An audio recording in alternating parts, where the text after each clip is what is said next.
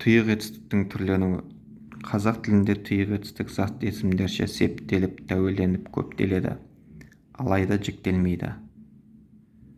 Тұйық етістікке көптік жалғауы жалғанса, одан кейін тәуелдік жалғауы жалғанып қолданылады.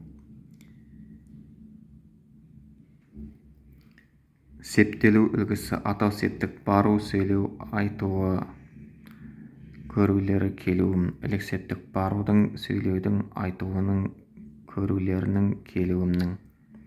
Бар септік: баруға, сөйлеуге, айтуына, көрулеріне, келуіме. Тап септік: баруды, сөйлеуді, айтуын, көрулерін, келуімді. Жат септік: баруды, сөйлеуді, айтуында, көрулерінде, келуімде. Шығыс септік: барудан, сөйлеуден, айтуынан, көрулерінен, келуімнен. Көмектес септік: барумен, сөйлеумен, айтумен, көрулерімен, келуімен. Тәуелдену үлгісі жекеше түрде. Келу, бару. Бірінші, екінші, үшінші жақта. Бірінші жақ: менің келуім, баруым. Сенің келуің, баруың. Сіздің келуіңіз, баруыңыз. Оның келуі, баруы. Көпше түрде. Бірінші, екінші, үшінші жақ: келу, бару.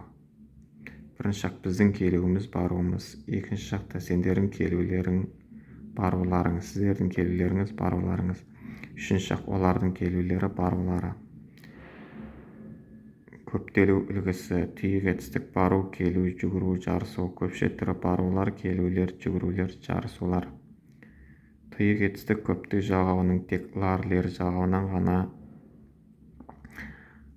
қабылдайды. Тұйық етістік көптік жалғауының тек лар-лер жалғауын ғана қабылдайды.